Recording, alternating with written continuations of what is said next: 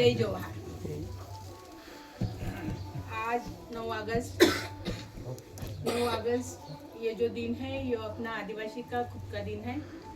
9 अगस्त में क्रांति घड़ी थी अपने तरफ से, अपने आदिवासी एकलव्या, रानी दुर्गावती, खाला नायक, ये सब जन जो थे वो आदिवासी की तरफ से लड़ते थे, है ना। आज उनकी जयंती है वो लोगों का आजमाने का दिन है, मतलब उनको आठवण करने का एक आज का दिन है। तो आप मराठी बोला तुम्ही माझी खिचडी होईल नाही मराठीत बोल। आपल्या समाजातल्या आदिवासी लोकांनी ज्यांनी आपल्या प्राणाचं बलिदान दिलं, रक्त वाढलं, रक्त सांडवलं आणि खूप कमी वयामध्ये ज्यांनी क्रांती घडून आणली, असे जे महानायक होऊन गेलेत आपल्या समाजातले, त्या सर्व महानायकांना मी आजच्या दिवशी नतमस्तक होते। आज मंचावर उपस्थित असलेले माझे मोठे बंधू भीमरावदादा पाटील, माझी बहीण मायाताई, की जिने तिचं सर्वस्व आयुष्य आदिवासींच्या लोकांमध्येच घालवलं आणि चालठाण्यापुरती राहायची आणि अजूनही तिकडेच राहते। त्याचप्रमाणे आपल्या इथल्या म्हणजे भिंगाराच्या प्रथम नागरिक ज्या सरपंच आहेत त्या रंजनाताई, जे माझे बंधू आहे, छोटे बंधू, जे आदिवासीविषयी त्यांनी नुसतंच त्यांचं कार्य नाही, फोटो सेशनच नाही, तर त्यांनी उलगुलन नावाचं एक यूट्यूब चॅनल सुद्धा बनवलेलं आहे आणि त्याच्यामध्ये ते आदिवासीची संस्कृती असो, आदिवासींनी काय काय गोष्टी जतन केलेल्या असो किंवा आदिवासीच्या ज्या काही परंपरेनं आलेल्या गोष्टी असेल ते त्याला यूट्यूबच्या माध्यमातून ते चालवत असतात। असे प्रशांत दादा, त्यांचं नाव काय,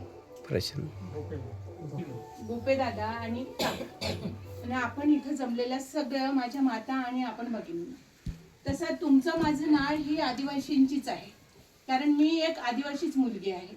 मी तुमच्याच समाजातून जन्मलेली आहे। एवढंच का, आपल्या ज्या काही जाती आहेत म्हणजे 47, 48 किंवा 50 पर्यंतच्या ज्या जातीत आपण वर्गीकरण केलेलं आहे त्या जातीतला एक भाग म्हणून मी एक आहे, म्हणजे आदिवासीचीच मुलगी, पण मी वेगळ्या समाजातून येते पण आदिवासीच आहे, की ज्याचं तुमचं आणि माझं रक्त हे एकच आहे, तुमचं आणि माझं हे एकच आहे। पण काय होतं की मी एक डोळस आहे आणि तुम्ही मात्र डोळस नाही असं म्हटलं तरी चालतं, कारण आजच्या दिवशी जर आपण क्रांती घडवायची असेल तर तेव्हाचे लोक ते डोळस होते, शिक्षणाने जरी कमी असले तरी ते डोळस होते, कारण त्यांना माहिती होतं आदिवासीवर जो काही अन्याय होत आहे, आदिवासीवर जे काही घडतं आहे ते घडलं नाही पाहिजे, म्हणून कमी वयामध्ये बिरसा मुंडांनी 21व्या वर्षामध्ये त्यांनी प्राणाची आहुती देऊन एक क्रांती करून दाखवलेली होती। आणि माझ्या समाजाला जे काही जल जंगल जमीन आहे हे मी कुठेही कुणालाही घेऊ देणार नाही, तो आमचा हक्क आणि अधिकार आहे, हे आमचं जीवन आहे। जीवनच नाही तर आमची संस्कृती जतन करण्याचं, एक आमचं रक्षण करण्याची ही आमची संस्कृती आहे असं म्हणून त्यांनी त्यांचं जे काही हे होतं योगदान होतं ते खूप मोठं होतं।